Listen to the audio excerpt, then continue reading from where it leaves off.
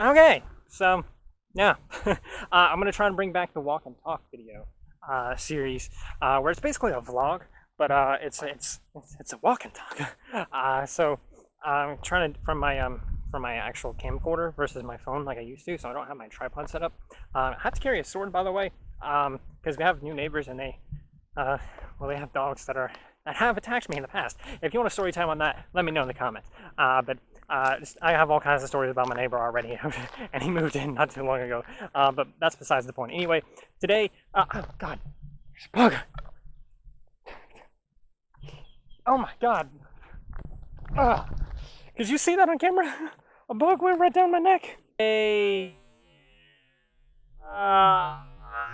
Anyway, so today I wanted to talk about one of my projects because it's been about 5, 6 months, something like that, since I last talked about a project. But yeah, it's been a little bit since I did the walk and talk, and a little bit since I did anything where I talked about a project, showed off anything from any projects, anything like that. Literally, the last one was part of the Legend of Brazil Worst Book Series Mistakes thing, and I don't know how well I did. It did. It actually did terrible. And I wanted to talk about one that I'm kind of excited about, one that I've been working on for a little bit. Technically, I've been working on it for 2 years, but I did take a huge break, and I'll get into that later, maybe if I remember. That is my comic.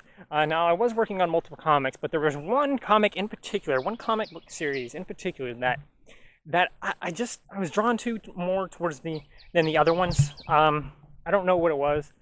Maybe it was like all of the emotional things in it, but because it's a very emotional series, really. And that is the Skele Birthmark comic book series. Now, Skele and Birthmark, if you don't know, it is these characters. I'm going to try and put them on screen. Hopefully I can get like a sticker kind of style of them or whatever with a transparent background so I can put them up there next to me. If not, then I'll just put them up, whatever. So these characters, obviously they're ponies, whatever. Now, that's kind of the first thing I kind of want to talk about. Now it is an earth pony and it is a unicorn and there are Pegasus eyes and stuff like that, but it has nothing to do with My Little Pony. Now it's inspired by My Little Pony because obviously the characters were kind of inspired by it, and their design, I guess, was technically inspired by it or whatever. But it has nothing to do with it. It's a completely different universe. It's not an AU. It's not a fanfic. It's not a anything like that. I can't think of. I feel like there's some third thing that I can't think of, but it's nothing like that. It is just its own little world, its own little universe. It has its own lore, its own history, its own whatever else. It has its own characters. It doesn't share any of the same characters, any of the same lore, any of the same history, anything like that. It's a completely different universe. It has its own locations too, so it's its own little world. Don't really explore locations too much in the series, which is kind of weird. I didn't really notice it until last night when I finished the 11th part, which is I'm 11 parts into the series, which is cool. But when I finished the 11th part last night, I realized I haven't really been talking about locations or anything like that very much. That's something I kind of want to do. Kind of want to add more locations, stuff like that. But I might not end up doing that. Mostly, for the most part, for some reason, it takes place in forests. If not a forest, then some kind of facility or some kind of little town that you don't really explore that much. But that's okay. It's not really about the locations either. But anyway, the series, it follows these characters. They both have their own little flaws or whatever. They're both shunned, abused, that sort of thing. Birthmark, because he has two horns, and that is a really weird anomaly that everyone's made fun of him since birth for. He was also born with a mark, which marks in this universe, they're not like cutie marks per se. They have their own lore behind it. I really don't necessarily want to spoil anything, so I don't think I'm going to add the lore to this video, because I'm pretty sure once, like the 12th issue that I'm going to work on tonight, I'm pretty sure it's going to delve into more of the lore of marks and what they are, what they mean, but suffice it to say, it is nothing similar to how they work in the My Little Pony show, because My Little Pony, basically, it is like, oh, you found your special talent, you found what you want to do with the rest of your life, boom, you get your mark. Now, I will say that the similarities, they are similar in the sense that I call them marks and they're cutie marks. But the other thing that they're kind of similar in is the fact that you usually get them in your childhood, somewhere in your childhood, and it kind of sticks with you for adulthood. But there's exceptions. But I'll get into that in the actual series itself. Birthmark is born with his mark, and that's why he's called Birthmark, is because he was born with his mark, and it's also this really big black circle dot thing. And he was kind of shunned for that, but he was mostly shunned for the fact that he was. I was mentioning how he was shunned for that, but he was mostly shunned for the fact that he has 2 horns. And these 2 horns, you would think that, you know, it makes him more powerful, it makes him more magical or whatever, because he has 2 horns, which makes him double the unicorn as everyone else. But that's not really the case. What happens is, because he has 2 horns, the magic in both of them kind of interfere with each other, and it gives him this nervous tick, this nervous spasm kind of thing. And usually when that happens, the horns kind of shoot off a little bit of magic, kind of like sparks of magic is how I describe it. Is literally like sparks, like that come off his horns. I would describe his horn spark magic as the same way that Tempest kind of like has that little bit of electricity sparkle thing comes off of her broken horn. I would describe it similar to that, but not exactly like that.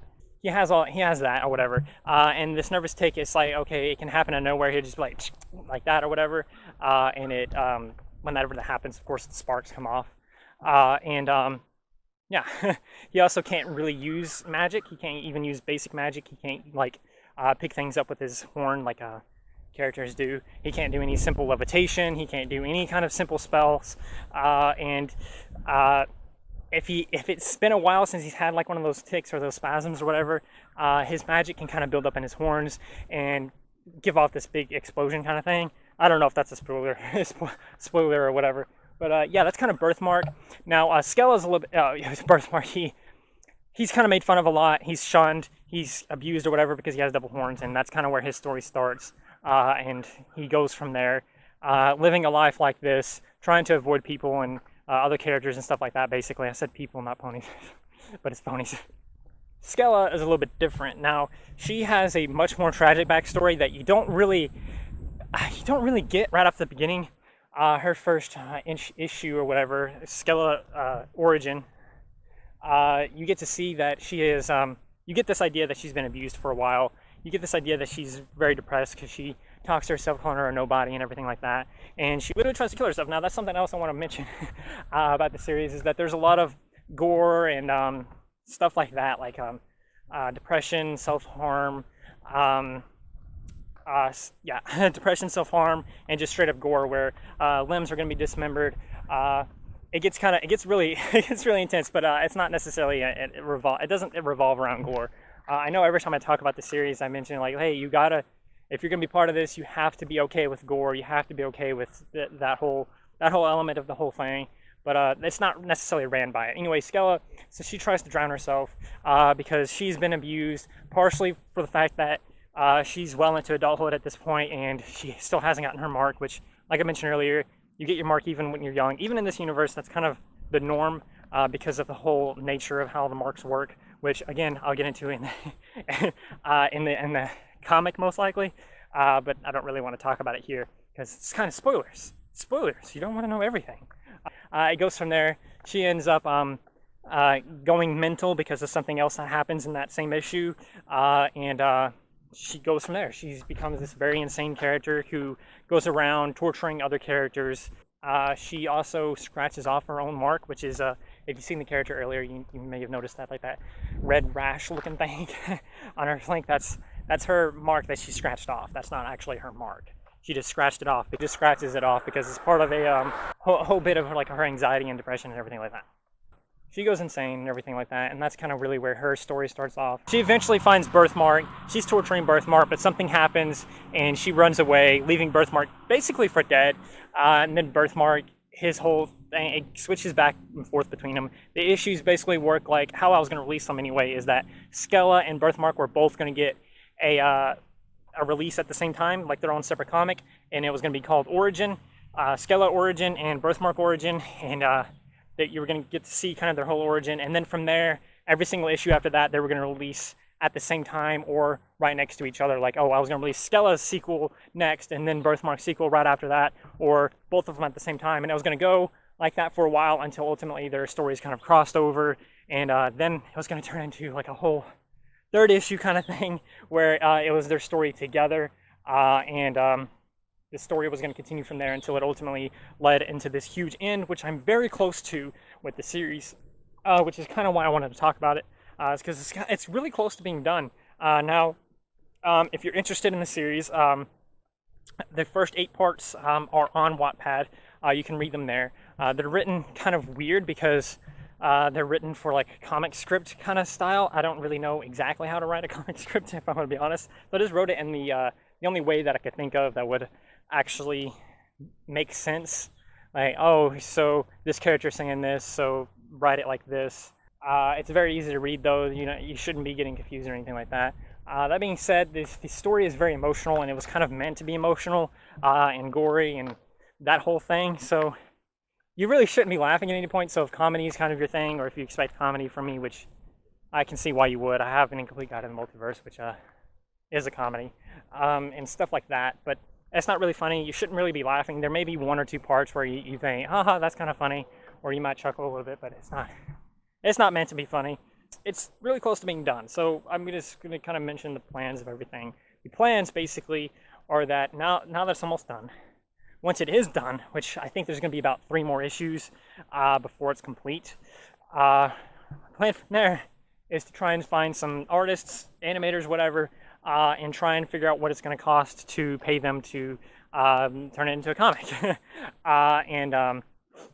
From there, I will try and crowdfund it the best I can, and release it all together, all at once. All at once. We're not going to release it issue by issue. We're going to release it all at once. An alternative that I've been thinking of, and this is kind of more recent than anything, is that each issue is kind of like 4 pages of like text, as if it was a script. If you turn it into a proper script format and everything like that, it turns into about 4 pages, which is roughly 4 minutes. And all of them are roughly the same size as each other. So 4 times 11 would be 44, which would be 44 minutes. So I was thinking, you know, and that's not done yet either. So there's going to be a couple more issues. I was thinking, once it's done, maybe I can find an animator. Maybe I can find someone that's willing to make a movie and try and make a movie out of it.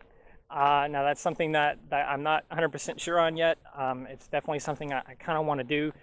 Even if I do turn into a comic first, I think it would be really nice to eventually animate this. But I don't know. That's longer down the road. But yeah, I think that's pretty much it. Like I mentioned earlier, it's on Wattpad. You can find my Wattpad at Denny Ball Sub, which is what I use for everything. You can also find it in the description, because I'll put it in the description if I ever end up editing and releasing this video, which hopefully I will. If you're interested, you can read the first 8 parts there. If you're interested after that, if you want to see more, read more, you can let me know. And once it eventually becomes, you know, once it finally comes time to crowdfund it or whatever, you can try and support it there as well, which I'm not sure exactly how I'm going to try and crowdfund it, but that's kind of the plan. However it ends up, I think that's it. I think that's it for the video. First draft of this video was like 30 minutes long. I guess because it was probably 30 minutes long because I kind of talked more about the history of everything, of like the comic artists and stuff like that, and kind of what's happened with it. Maybe I'll release a part 2. I don't know. But anyway, yeah, that's gonna do it for the video, guys. So anyway, yeah, that's gonna do it for the video. So do not forget to like, subscribe, share, do those wonderful things. Because when you do those wonderful things, not only do you get access to wonderful content such as this, but you also get to become wonderful yourself. And I think we all want to become wonderful. So do those things, and see you next time. Stay wonderful.